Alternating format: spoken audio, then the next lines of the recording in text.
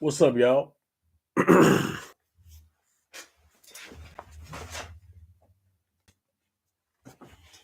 Mm. So I'm about to read this chapter on submission.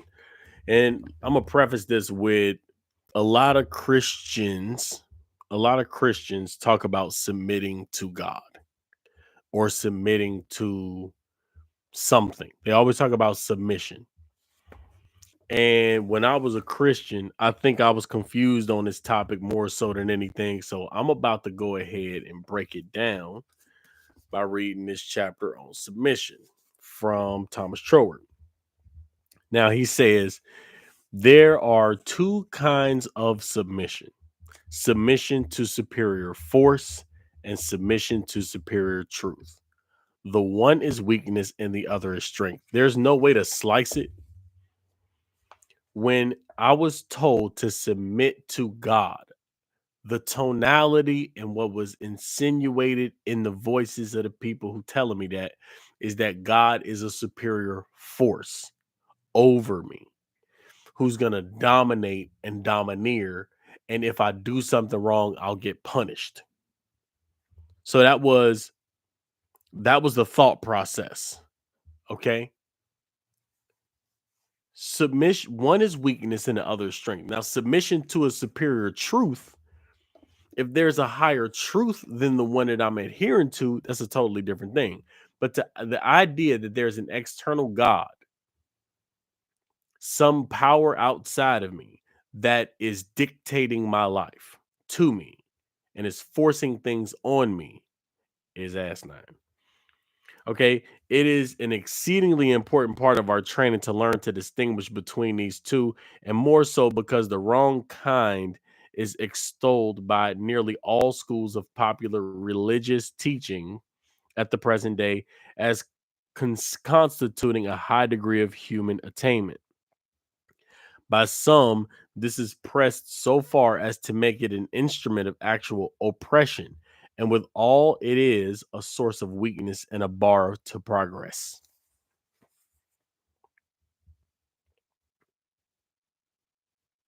We are forbidden to question what are called the wise dispensations of providence, and are told that pain and sorrow are to be accepted because they are the will of God.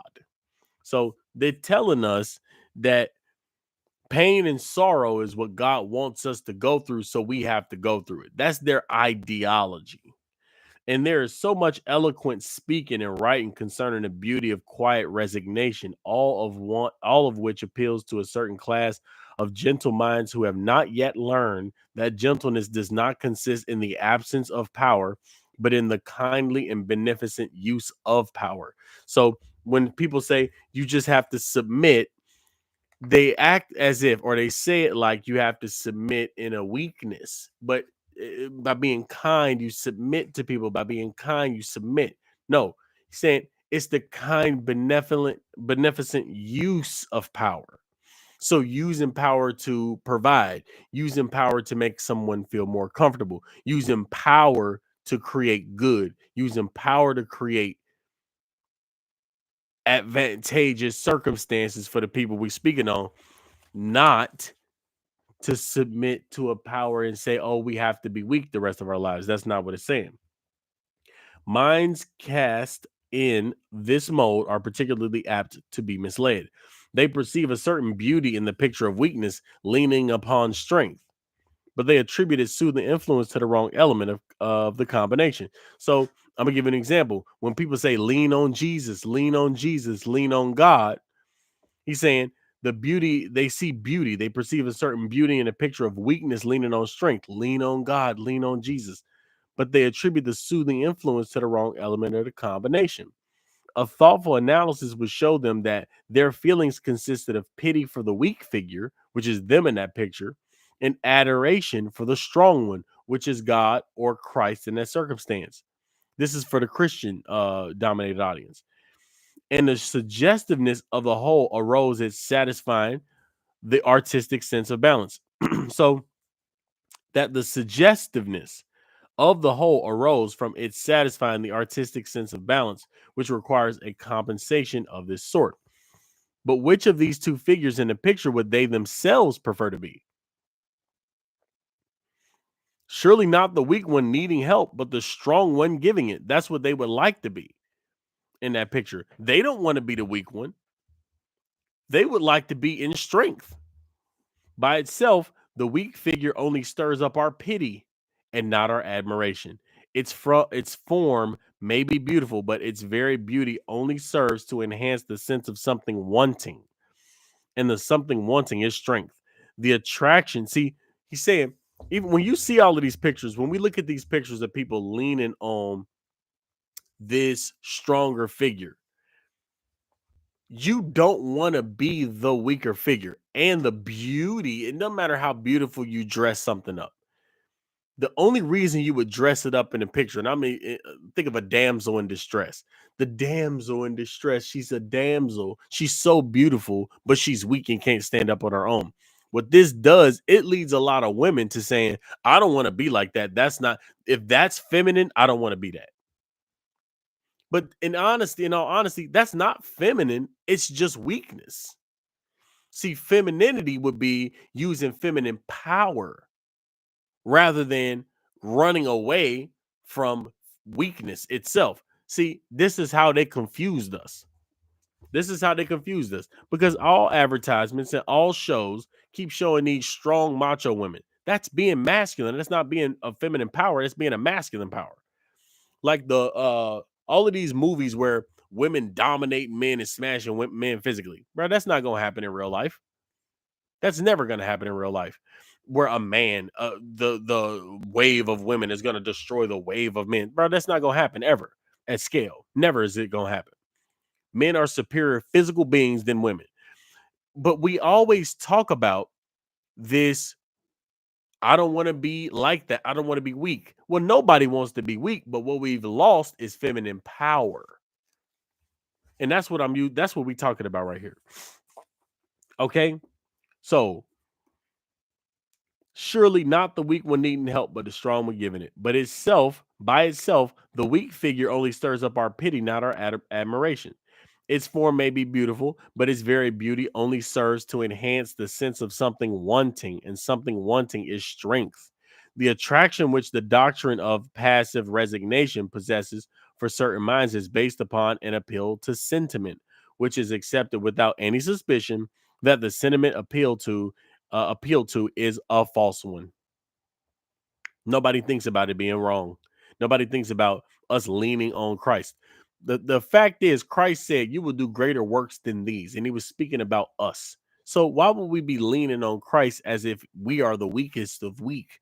And people saying, "Oh, I am unworthy." Why would we be saying that? It doesn't make sense. Okay. Now, the helpful influence of the movement known as the higher thought consists precisely in this, that it sets itself rigorously to combat this debilitating doctrine of submission. It can see, as well as others, the beauty of weakness leaning upon strength, but it sees that the real source of the beauty lies in the strong element of the combination. The true beauty consists in the power to confer strength. And this power is not to be acquired by submission, but by the exact opposite method of continually asserting our determination not to submit. So here we go. What we seeing here is we seeing that the beauty that we really are pursuing is the beauty of not submitting to the evil, not submitting to the circumstance, not submitting to what's bad or what's coming at us, not submitting to the job loss, not submitting to the divorce, not submitting to the sickness or the disease or the cancer. Not submitting is where beauty comes from, not submitting to it. We see that in regular life, but we miss that in spirituality because we over spiritualize stuff.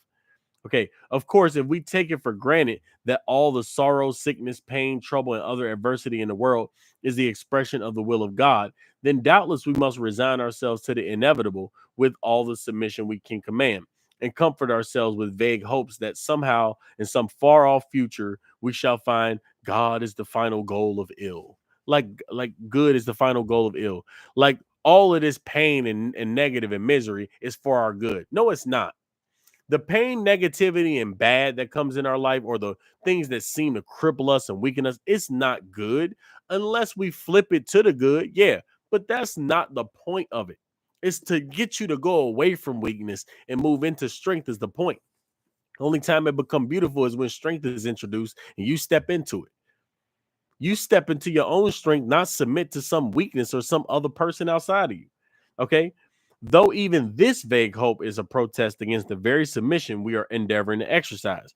But to make the assumption that the evil of life is the will of God is to assume what a careful and intelligent study of the laws of the universe, both mentally and physically, will show us is not the truth. And if we turn to that book, which contains the fullest delineation of these universal laws, we shall find nothing taught more clearly than that submission to the evils of life is not submission to the will of God. It has nothing to do with submitting to God, has nothing to do with submitting to the evils or ills of life. Okay, this is my lot. This is my horrific lot in life. No, it's moving into the power of God. We're told that Christ was manifested for this end, that he should destroy him that hath the power of death. That is the devil. Now, death is the very culmination of the negative. It is the entire absence of all that makes life. And whatever goes to diminish the living quality of life reproduces, in its degree, the distinctive quality of this supreme exhibition of the negative. Everything that tends to detract from the fullness of life has in it, it is this deathful quality.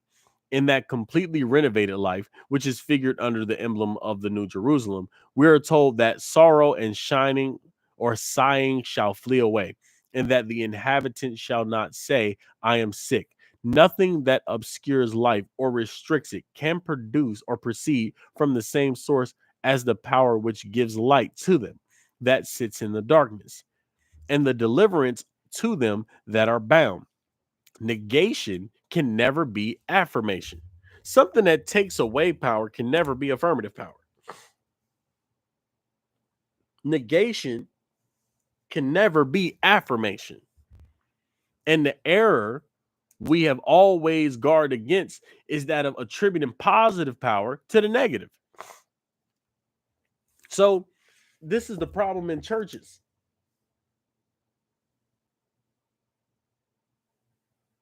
The problem in churches is they attribute a real power to the devil. Like the devil has a power. The devil has the power. The enemy is out to attack you. That claims that the enemy has affirmative power to do something. The enemy doesn't have any power to do anything.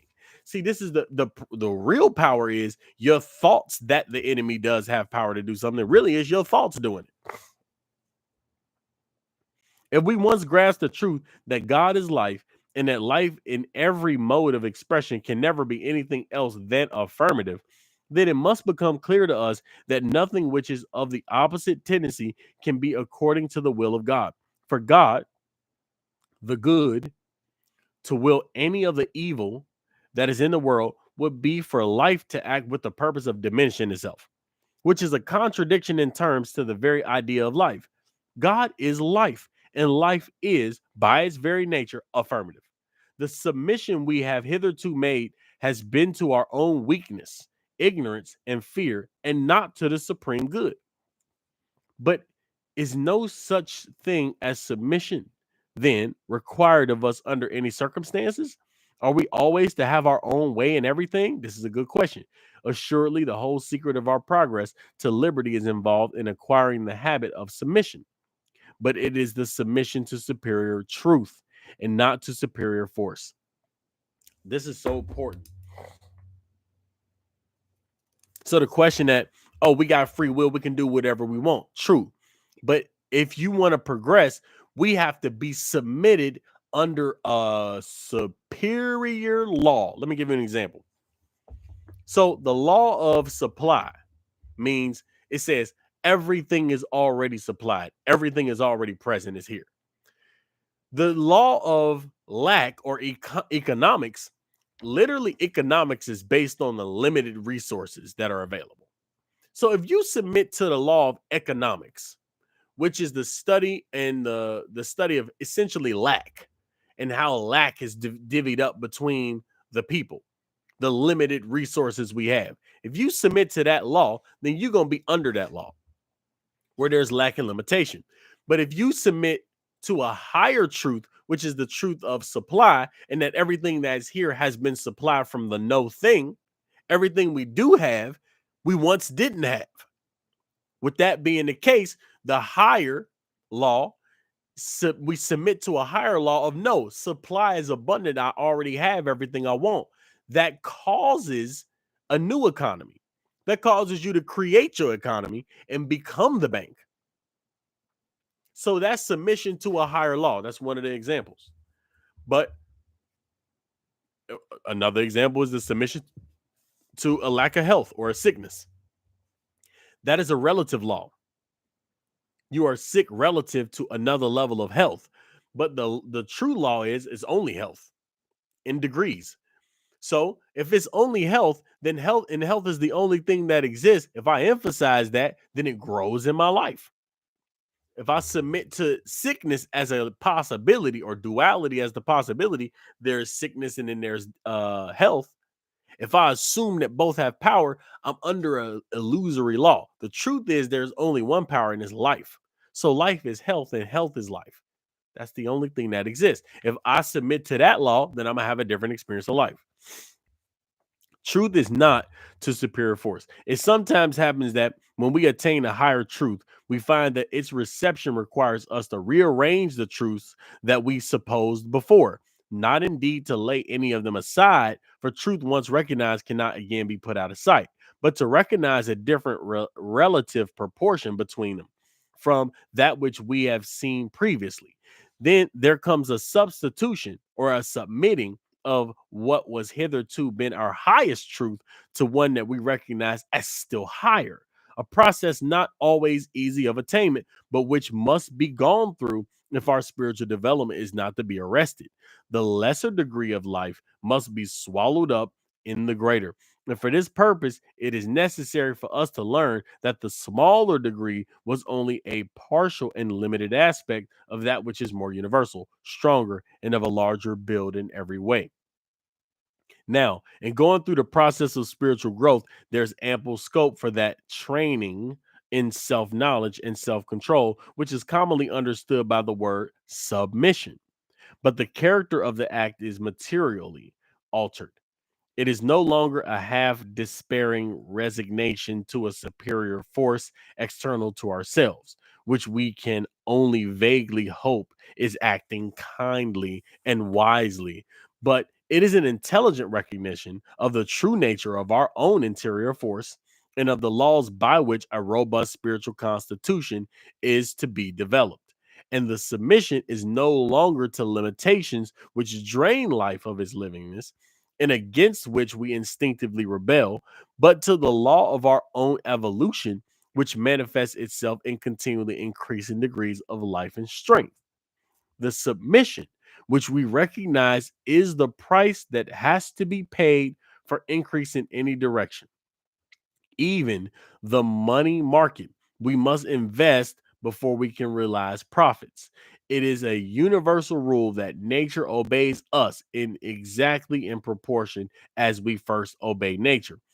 And this is as true in regard to spiritual sciences as to physical. The only question is whether we will yield an ignorant submission to the principle of death or a joyous and intelligent obedience to the principle of life. Game.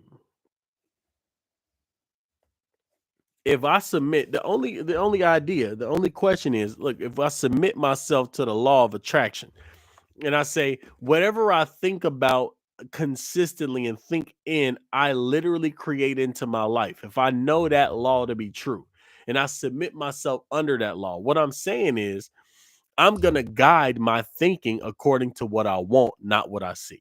I'm saying I'm going to guide my relationship that I see in my mind higher and higher esteem than I see my relationship status right now. I'm going to guide my activities based on how I feel being the dominant creator of my life rather than what the past has been. The principle I'm living on is my vibration is cause, the external world is the effect. If I submit myself to that truth, then I'm going to watch my thoughts. I'm going to create new thoughts and I'm going to dismiss the circumstances I don't want and create those circumstances in my mind because I'm submitting myself to a higher law. If I submit myself to a lower law, what I'm doing is I'm seeing my external circumstances and I'm allowing the external circumstances to dictate my thoughts. That's not submission to the higher law of attraction. The higher law of attraction states that whatever I think about consistently with high intensity over a long enough period of time, I create in my life and then I attract in my life. That's what it says. So if I'm creating these energies that say, thank you, thank you, thank you, I'm providing for my family. I feel like a man. I feel so free and liberated. If I speak that into existence, even if I'm down and out, even if I've never provided before, even if I've up to this point been a deadbeat, I'm submitting myself to a higher law, not based on what happened, but based on what law of attraction says can be. So now I'm creating energy. That's a different reality. It's totally different. Totally different. Okay. So, if we've clearly grasped the fact of our identity with universal spirit, we shall find that in the right direction, there is really no such thing as submission. Submission is to the power of another. A man cannot be said to submit to himself when the I am in us recognizes a greater degree of I amness. If I may coin a word that it has hitherto attained, then by the very force of this recognition, it becomes what it sees and therefore naturally puts off from itself whatever would limit its expression of its own completeness. But this is a natural process of growth and not an unnatural act of submission. It is not the pouring out of ourselves in weakness, but the gathering of ourselves together in increasing strength. There is no weakness in spirit, it is all strength. And we must therefore always be watchful against the insidious approaches of the negative, which would invert the true position. The negative always points to some external source of strength. Listen to that. The negative always points to some external source of strength. Always. The negative always points to some external source of strength. If I say something is negative, then I'm pointing outside of myself. Its formula is I am not. I'm not responsible. I'm not doing this. I'm not rich. I'm not this. I'm not that. It always seeks to fit a gulf between us and the infinite sufficiency. It would always have us believe that the sufficiency is not our own, but that by an act of uncertain favor, we may have occasional spoonfuls of it doled out to us. Christ's teachings is different.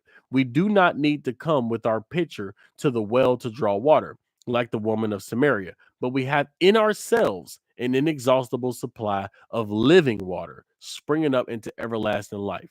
Let us then inscribe no surrender in bold character upon our banner and advance undaunted to claim our rightful heritage of liberty and life.